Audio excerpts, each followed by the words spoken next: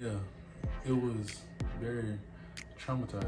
It was not traumatizing for you. As I'm driving, she in the back going, "Ooh, ooh," and then she's screaming. I went from whoo to Yeah. I was screaming. But no, it doesn't stop there. So then she says, You're not gonna "Oh tell no, my business. I pooped. I pooped. I pooped." But it was a beautiful experience. It wasn't traumatic. This is my It was best. traumatic. This is my best labor. To me, this Yeah, is my it was the best quickest. labor because it was quick. Because it was beautiful. I was present. Like it was like me watching me give birth. The vlog itself yet. I think the title is gonna tell them what we're gonna talk about.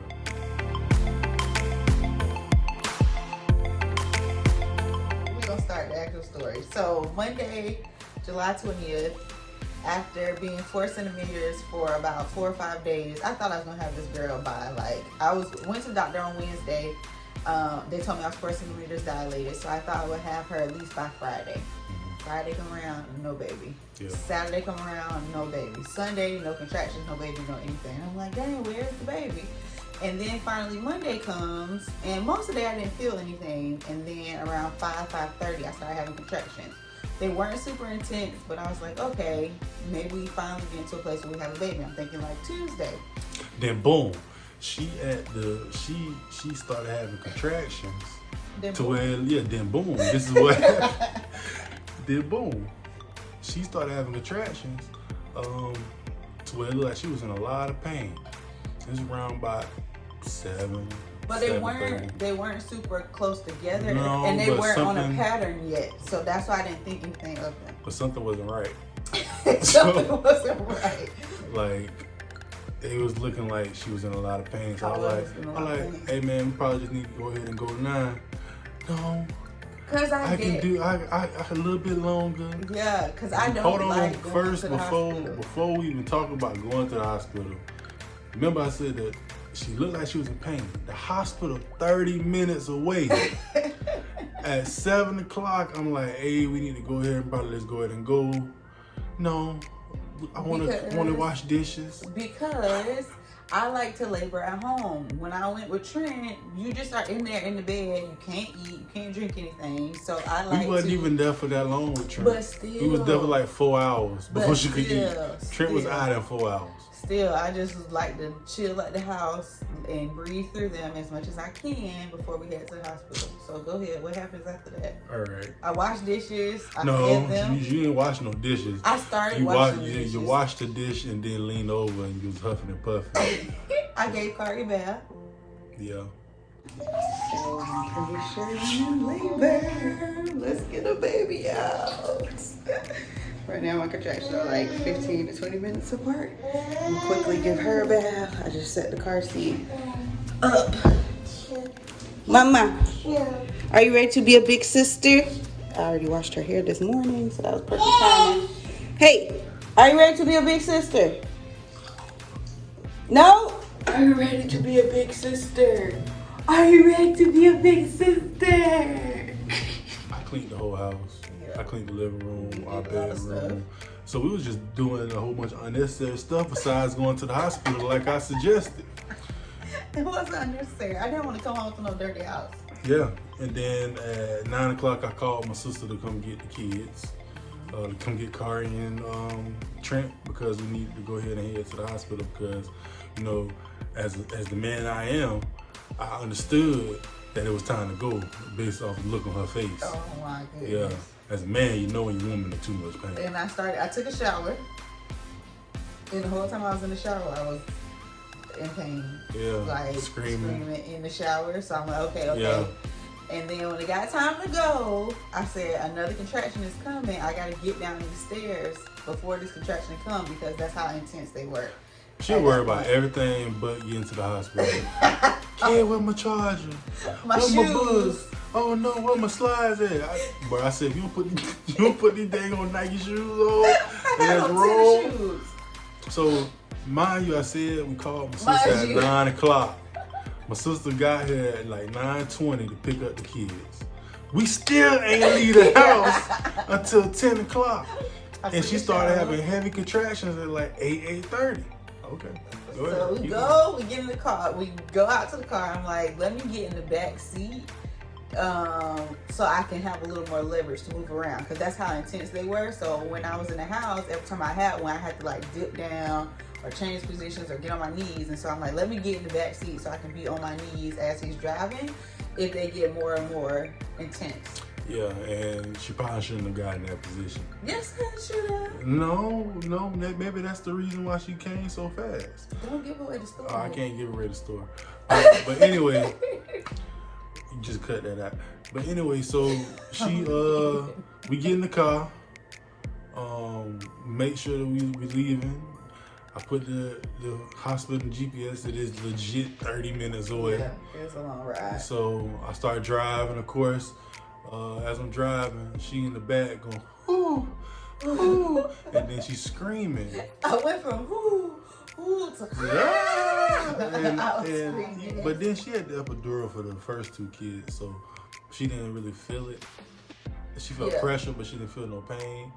So it's very different when somebody is feeling that pain pushing out the baby, or the woman is feeling the pain pushing out the baby, because she was screaming right behind my head while I'm trying to drive to the hospital. And mind you, I'm on the highway, so I'm going like 80, 90 miles per hour trying to get to the hospital. Are you sure you're driving? I'm still trying to. I was going the same speed I always drive. I'm still trying to make sure he's driving safely, because I don't have a seatbelt on at this point. I'm on all fours in the back seat.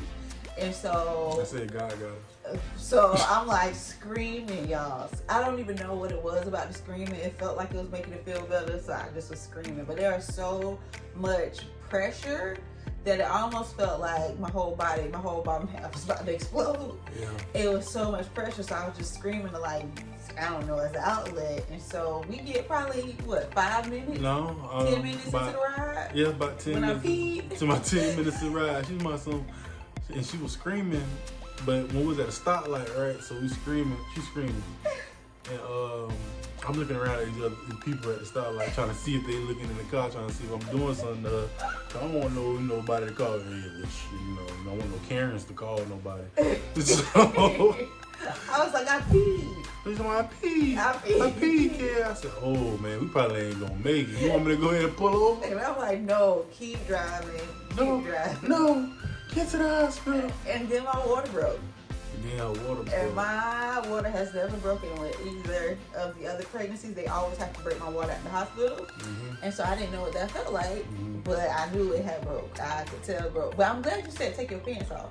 Yeah. Because after my water broke, I shouldn't have said that. No, it's good that you did. Within 4 or 5 minutes of that, I'm like, I gotta push. Like, no, we're not gonna skip over the most important part. What? We're not skipping over? So remember, I'm driving, right?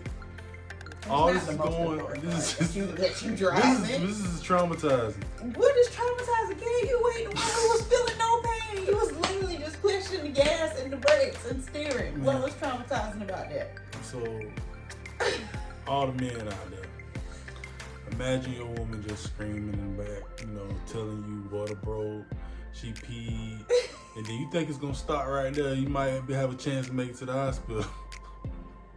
But no, it doesn't stop there. So then she says, "You're not gonna tell all my business." I pooped. I'm like, huh? I'm like, hold on. Before she said it though, you not about to tell all my business. I already smelled the hint of it, but I was like, nah, maybe it's just she farted. So I'm like, nah, maybe it's just she farted. But when she said she pooped, all my business on the internet. It like got 10 times stronger as soon as she said that. So I forgot about this part. Did bro, you let down the window? Bro, I let down the window. I'm gagging, trying to drive, bobbing and weaving through traffic, trying to get to the hospital. I totally forgot about that. Dog. So that I was like 5 minutes of that alone, trying to smell it and keep myself, what's it called, composed and drive. And I'm like, okay, baby, just hold it in. Just hold it. Just hold it in. Just hold it in. Oh my gosh. All right, you can go ahead. You done told all my business. So That's what you did. But you did say take your pants off too.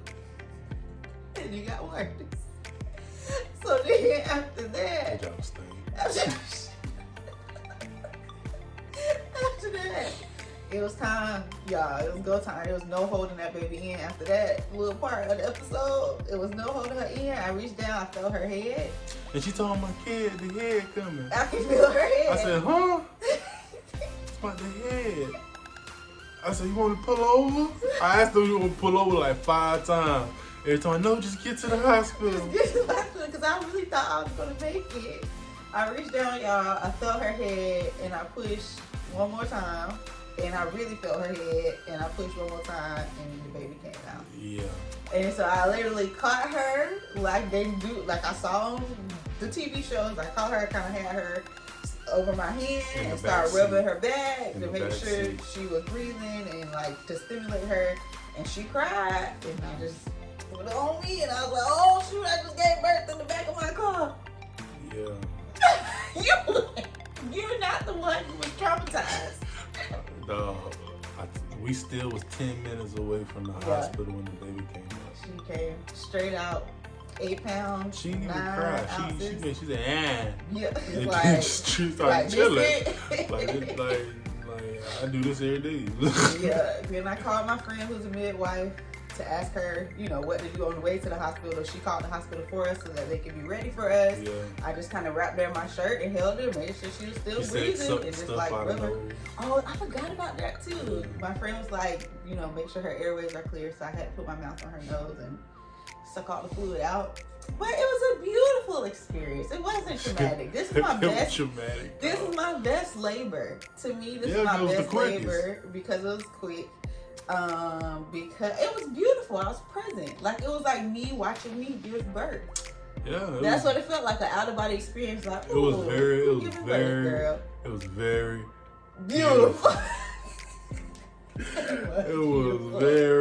beautiful. Beautiful ain't always smell good. Trying to drive 80, 90 miles per hour to the hospital. Oh my gosh. And you missed the turn. Yeah, you missed the turn. So it took us a while to get there. Yeah. And we finally made it to the hospital. I had her wrapped in my shirt. No, so I stepped out the car. I said, hey. I said, hey, my wife just gave labor in the back of the car. And the lady was like, huh? I said, the baby is out. She said, okay, hold on. And then she ran to the hospital. I ain't tell us nothing. I told the baby was out. She going to the hospital. I'm like, don't you want to come to the car?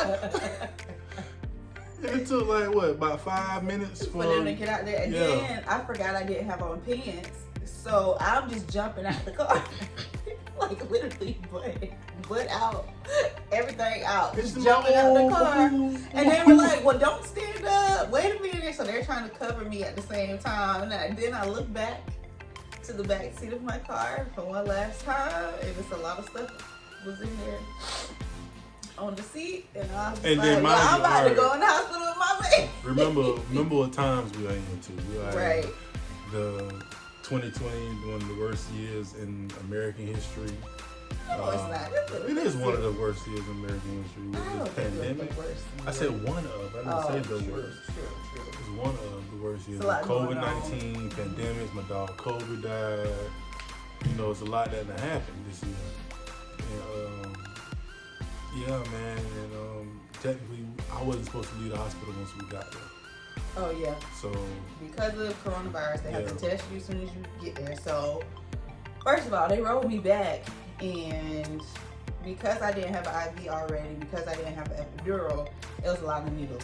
I just remember that I got a needle in the thigh on this side with Pitocin, I think. I had to get stitches, so they were shooting me up down there for stitches. I had to deliver the placenta still, so as soon as they rolled me back, it was like fast, a whole bunch of people, a whole bunch of stuff happening at once. So people were trying to explain to me what was happening. I just was glad we was at the hospital and the baby was out and she was fine.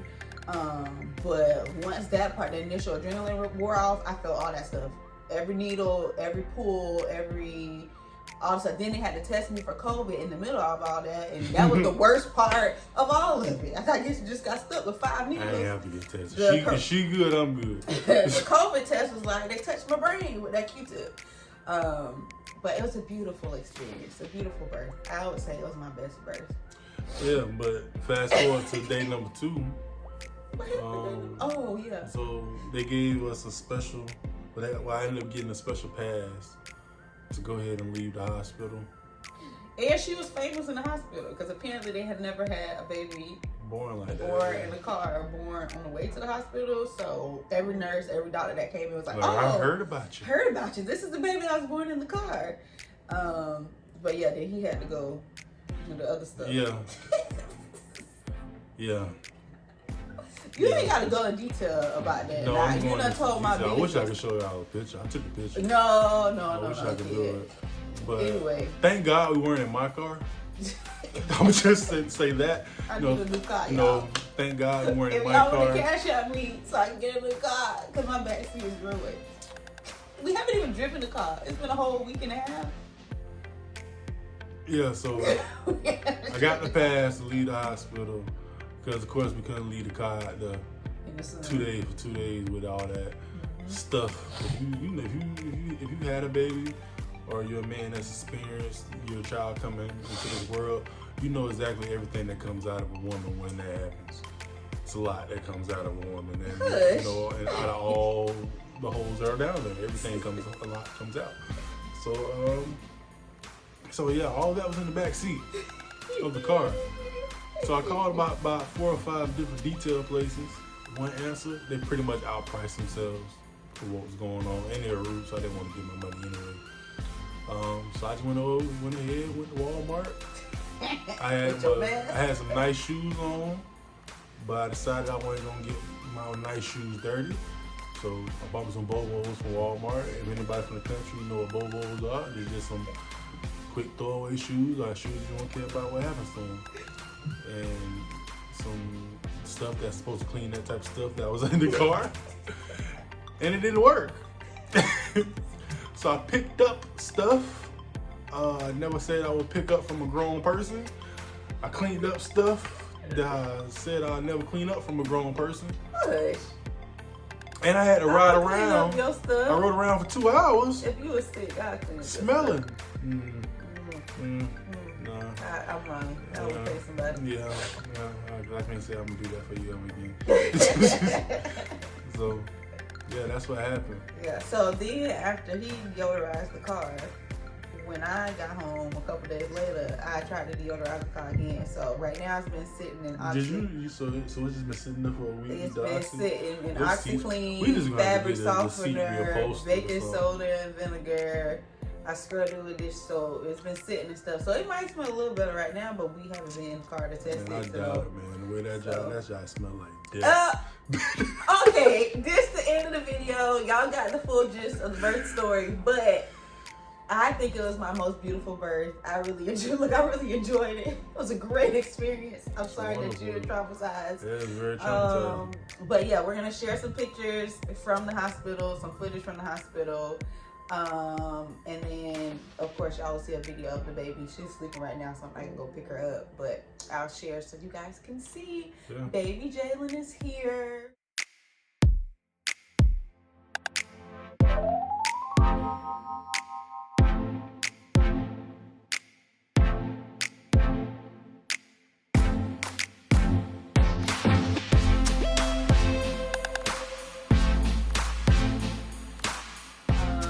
Don't plan on having any more children, so don't start asking, because you know as soon as you give birth, people start asking you, oh, are you gonna try for a boy or a girl or another one?